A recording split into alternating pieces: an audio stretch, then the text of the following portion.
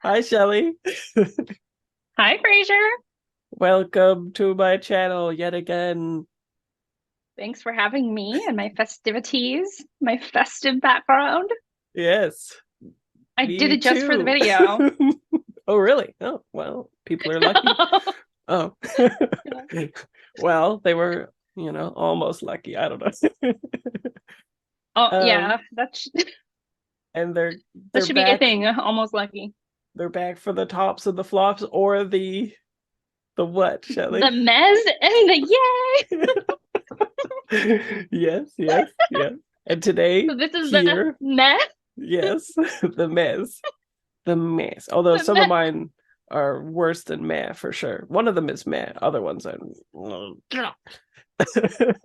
Oh, like off with his head kind of thing. Like off Yeah, to the one of them the anyway. guillotine. Yeah. Yeah. Okay. Do you want to Mm. start with like the most insensating one, or or least? What? Well, what? The reason why I called it the mez is because some of these books are actually good. I just have a critique about them. Yeah. And then one book that just I was just like, oh, that was it? Really?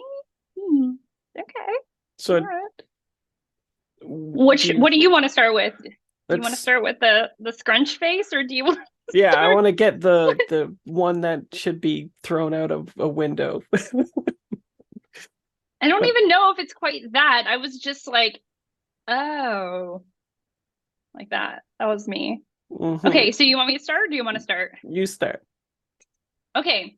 So this is the one I don't have a book for which I do not have a book. Um, Fantastic Mr. Fox by Roald Dahl. Oh, interesting. Okay. Yeah. Okay. Yeah. So why did Mr. So here's Fox the suck? deal. Because, well, first of all, they were really playing at my heartstrings because I listened to this and it was narrated by Chris O'Dowd, and that that man, I could listen to him talk all day. Oh. And so I was like, oh, please, this is what a treat. And then the story was going and it was very lackluster. So if you've seen the movie by Wes Anderson, Fantastic Mr. Fox, that is like complexity, beauty, intricacy to the max compared to what this story was. Mm. This was like there was someone named Fantastic Mr. Fox and he was robbing the neighbors, and then the neighbors got really mad and they decided to go after the fox, but then the fox got away. The end. And I Oh. was like, that's what it was. It just was it was horrible. It was just like, oh, hmm. Is it So a Wes Anderson took something that was just okay and he like elevated it to something that was magical. well, that's what he do. Well, sometimes he doesn't bat a Yeah, sometimes hundred I mean, these days. yeah. What? I said he doesn't bat 100 these days, but he's good. He's a good Yeah, he batter. doesn't bat 100 these. I know. Yeah. Yeah. Yeah. My first Um disappointment from him was Moonrise Kingdom, but we're not getting into that. Go ahead. Go ahead. yeah, okay. Um so is it a children's book? Fantastic Mr. It Fox? is, yeah, it is a And it children's book. still was bleh. Hmm. It Snap. just I like okay, so like in I thought it might have like it didn't have Christopherson. I was like, what? And like there's just no there's no there's Mr. Fox and there's his wife. And then every other character is just not real is just kind of non-existent. The children are just like the children and like they don't even have names. Like it's just I don't know. I didn't realize it was going to be a short story. I think maybe it was my expectations, but if you're going into it because you love the movie, which is what I did and what I feel like most people will do in this day and age, you're going to get to it and you're going to be like, oh, that was really lackluster. Yeah. That was Emperor. really kind of disappointing. Yeah, it was really weird. It was, I don't know, it was just an odd experience, especially since I was like, you're really getting me with this narrator. Okay, stop it. Yeah. It was Yeah, a Emperor has no clothes moment. it was, yeah, I was like, this is gonna be great. And then I was like, oh, okay. Okay, so tell me about can I guess? Sure. Is it Stranger in a Strange Land? Yes, it sucked. Wow, you're really good I at didn't even guessing know my you read stuff, this. and I like never guess yours. It makes me feel bad. I should Don't, no, like don't, sneakily no, like a because I week before I should like start like sneaky probing you and be like, so what was the shitty book? But yeah, this Heinlein guy, I hate him. I hate him. yeah, I have that book. Oh, that's good. Well, I haven't read it. it's a product of its time, and I guess it was very progressive at the time, which is saying something. It's about a I heard Mars it. man who comes to Earth, Okay. and he sort of like has to adapt to society, and so in that way he's like whatchamacallit, a foil in order to interrogate like all aspects of society slash only America. Which is one of the critiques that I had, where I was like, you guys realize there's like fucking other people, right? Like what's like, how are you, like, it literally thinks that it's critiquing like all of humanity or something, for what, when they're like, okay, well, things about Jesus that we don't get is like, obviously he was a brown person, and I'm like, oh wow, yeah, you blew my mind there, buddy. But anyway, there's also a kind of plot in which he has to evolve, and well, it's where the word grok comes from, which I have used Oh yeah. plenty in gaming circles, and that's where it comes from. Ted He, uses that word. yeah, it's funny that it originates here. I never knew that, but it's the way of completely understanding, sort of balls to bones, as the Matrix would say, the thing that you were. You don't like that, I guess. Completely Okay. understanding in all its substance forms Like and everything. basketballs. Anyways, it's Yeah. fine. Whatever it is that you're looking to interrogate, you completely understand it, basically. And in so doing, he invariably gets his cultural motivations formed by the Western canon and culture, right? He has his interrogation of things invariably make him changed, even though he has already internalized the Martian way of being, which is completely different at a cultural context. And so he has this very strange relationship developed with the nurse that initially finds him and is nursing him and stuff, and it's very like sexual in the beginning. And then it becomes a little bit more nuanced, but his progression through is just like very, it is the most mansplainy book, I guess is how I would put it, ever. Every single person that explains anything of substance is a man, and they are always having a discussion that is completely one-sided, where they're just regurgitating this stuff, and you can tell he thinks he's very smart, very witty, very funny, or whatever. Particularly this one character who kind of ends up being like his adopted father-ish thing, like taking him under his wing, protecting him, and all this stuff. But like, it is just him verbalizing all the critiques of these certain things, and this feels like a mere conceit for that. Like, he just wants to crap on everything. And he doesn't even do it well. Like, he even tries to kind of like poke at feminism, and then like also be feminist in the book, but it's so antiquated as to be completely laughable. Like, he doesn't actually Oh. follow through with it. The characters definitely don't even like pass the Bechdel test at all and stuff. So there's just like, there's no real reason that it needs to be in the canon or even like be lauded or anything. It is better written than a lot of sci-fi canon that I've read in terms of prose work and dialogue. Like, it doesn't read Yeah. like a cheesy horror movie like most of the old Sure. stuff, but boy is it, yeah, like it has run its course. Send it down the I've river. I've heard that book is like very misogynist, very, very, very, very misogynist. And so when I heard that critique, I was like, do I want to read that? Probably not. But I still own it. And so I was like, it's hard for me to get rid of canon-y things. Yeah, So like yeah. it became like a hate read eventually. And it's too bad because I have this amazing edition, Penguin Galaxy edition. Like Yeah, it's it's beautiful. gorgeous. Yeah, look at that. That Well, stupid let's guy. talk about other canon things that aren't good. Okay, yeah, let's trash the Okay, canon. Let's do it. let's trash. That should be the tagline of the video. Yeah, Let's trash the canon. Okay, all right.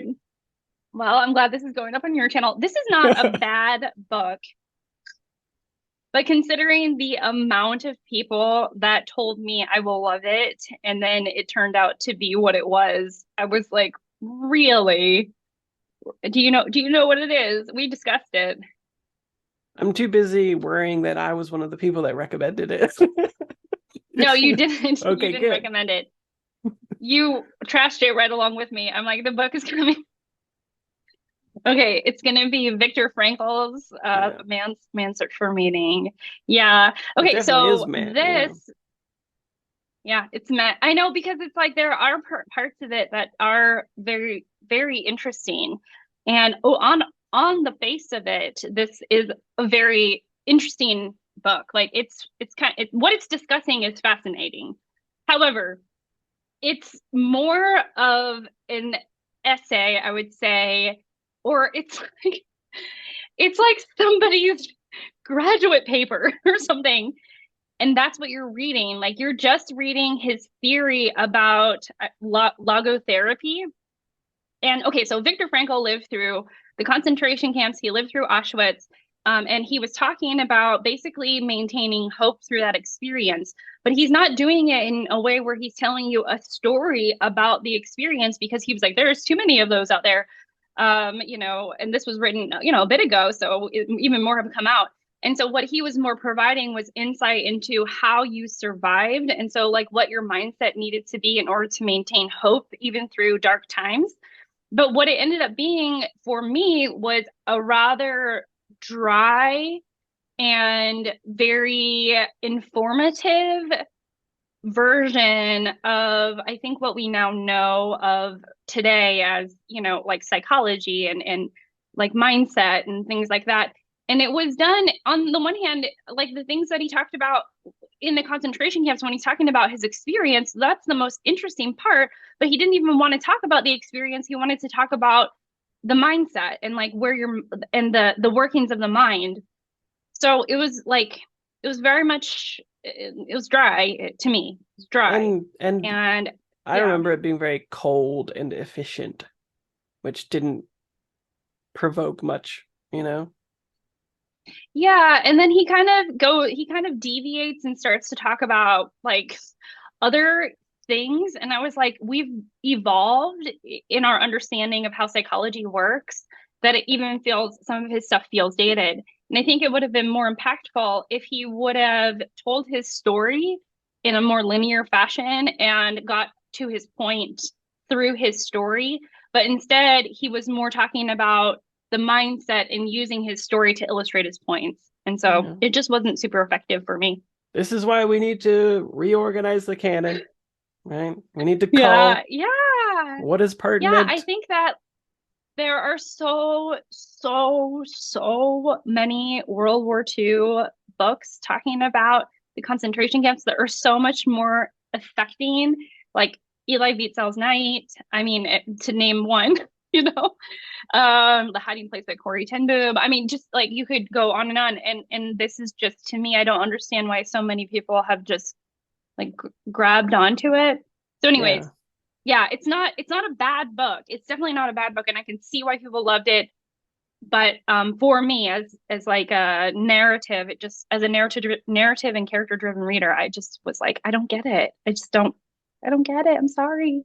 I feel Hmm. really bad talking. I feel like I'm gonna be condemned to hell because I don't like Victor Well, Frankl. I mean, even what was it just last month that we read Anne Frank? And that I think shows how universal it can be applied, whereas that, he wanted to steep it in information design and psychology, which, I mean, if the field hadn't progressed from the time that he wrote it, it would be very bad for the field.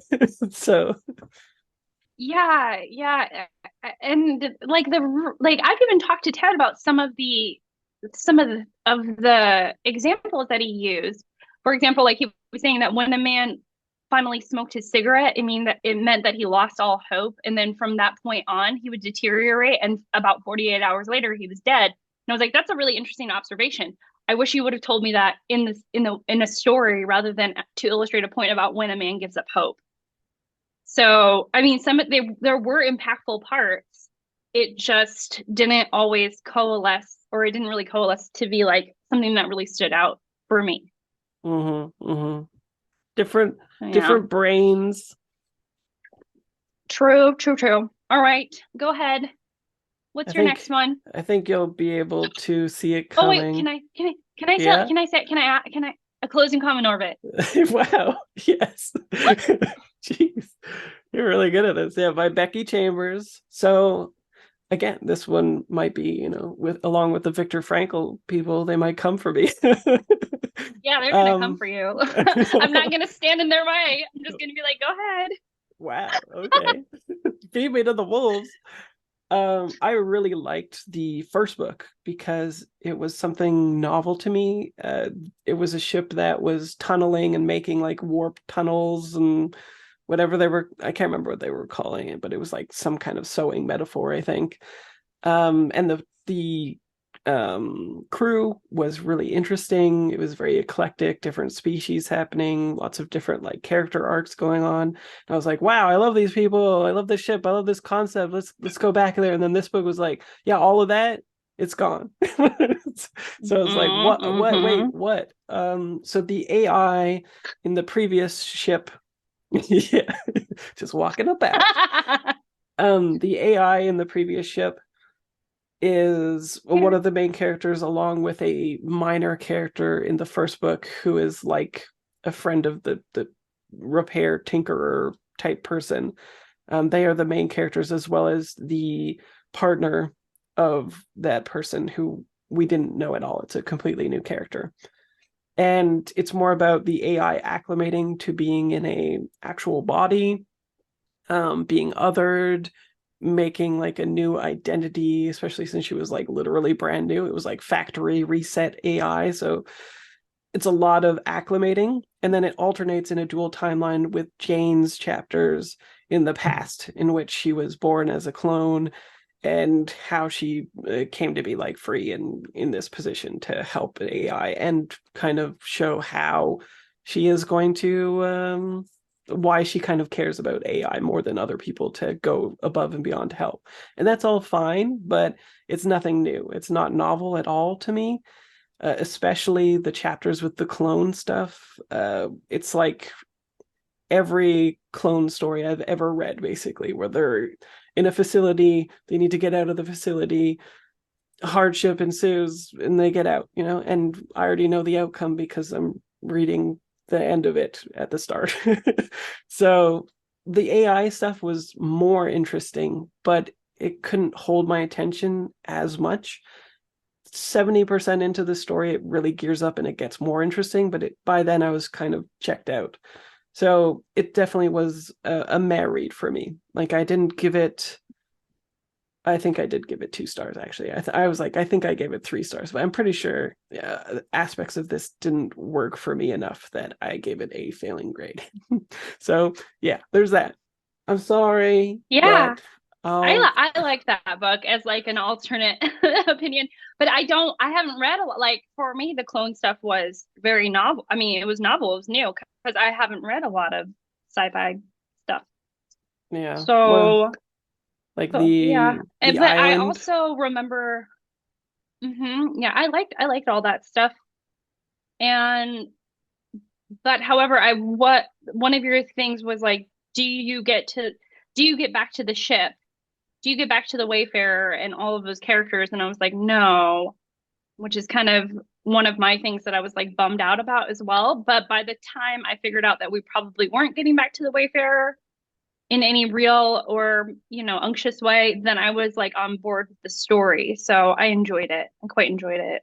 Yeah, But the first book definitely has an actual like plot arc as well, whereas this one doesn't really have one except for like the AI is acclimating to her body and there's going to be like a through line with that, but that's about it. Whereas yeah. the first one actually had something cohesive there throughout, and that was missing as well. So, yeah, it was just kind of like interesting because, and I'm sure some of it was expectations as well, because literally everyone I've ever talked to is like, the second one is when it hits. It's like the best and stuff. Right. So Yeah. I was like, I think it's we're like looking for different things in the book. I think speaking to like it's a sci-fi book for non-sci-fi readers, Mm. basically. And so when you're getting those discussions, I think anybody who's really well versed in that genre is going to be like, I've seen this before and I've seen it done better. But anybody who hasn't read it is being shown in a way that's very character driven and approachable and enjoyable. And it's very novel. And so that was more of my experience with it. I was like, this is cool. Hmm. So yeah. So Yeah. what's your next meh? Well, actually it's not to be totally honest, Oh. this is this is a really lovely book. This Oh. this is this is a really good book. However, there are two critiques in which I really, really wish I would have known before walking into this book that I would have Yeah. known. Okay. So like this is not a flop. This is just like I wish I would have known this before I read it, and so I'm giving fair warning for people who haven't who need this, who want to read it and just need this little boost, okay? The little boost. And it is Ring of Bright Water by Oh. Gavin Maxwell, the Otter book. Mm. Yeah. So Gavin Maxwell is a naturalist and he is living in the Highlands of Scotland, I believe. Yes, in the Western Highlands of Scotland. And he is living by his lonesome in a very like isolated area for which he calls Chemisphera. He gives it its own name Oh. because he wanted it to be almost magical. And the whole setting is really magical. When he is looking at the little flora and fauna, it is like the most beautiful, incredible writing. He like makes friends with the creatures. I mean, it is like oh, it's so good. Okay, but the thing is that the first critique is that this was written in the 1950s. Like his time period. This is a nonfiction book, and this happens in the 1950s. And we have learned a lot more about how to treat animals since the 1950s. So he plucks these otters and other creatures from other continents, from other places, and brings them back to the Northern Highlands in Scotland. And then when terrible things happen to them, he's like, I wonder why. Like, and you're just like, It was you. okay, well, maybe you should think about their natural habitat and the reason, And so there was a little bit of frustration as a reader for me. And I constantly had to remind myself that like this was a different time, but it is illustrating that different time. And there is a naivety to his approach towards these animals, but it's also like really heartbreaking in some ways. And then there's actual heartbreak in here. It's it'll rip your heart out and then some. And then the other thing I wish I would have known. So like the time period is different for the animals, and I really it was just strange because I feel like it's common knowledge that you want the animals to be in their natural habitat and stuff like that. Anyways, and then the other critique was that it just like ends. like Oh. like there's no wrap up. It's just literally it's like and it's done. Like he just picked a stopping point and then that was it. Oh yeah. It was really weird. These trees are Yeah. so It's like a good. The end. yeah, no, I'm totally serious. Like Oh. you're getting to know an otter and these birds, and I'm like, and it's going somewhere, but we're really getting near the end here, and then it ends, and you're just like, wait, what? Like Oh. that was really weird. And so I think it's a slice of life book, but literally a slice. Like, and then the slice just really cuts off at some point, and you're just like, what happened? And I really wish I would have known that because then I think it would have been more like, oh, okay, you're not gonna just wrap everything up, nice and neat and give us a nice little like, and that was my time in Camusferna. No, you're just like, and that was your day ended, and that was it. It was weird, Yeah. Author's you note. know. This ends abruptly. Peace. Yeah, I was just like cozying up to like a couple of the new creatures, and then all of a sudden I'm like, and we don't know what happens to them. It was really weird. It was very strange. But yeah. All right, so what's your least crummy book of the crummy books? The Republic of Thieves by Scott Lynch, which is the third in the Oh. Gentleman Bastard sequence. And this has got a very famous first book, The Lies of Locke Lamora, not Scotland. You lied to me. And essentially the first book is really phenomenal. I really liked it. It wasn't a perfect book for me, but it becomes its own parody and formulaic. And so by the time that you get to the third book, you're kind of like, yeah, I know what your shtick is.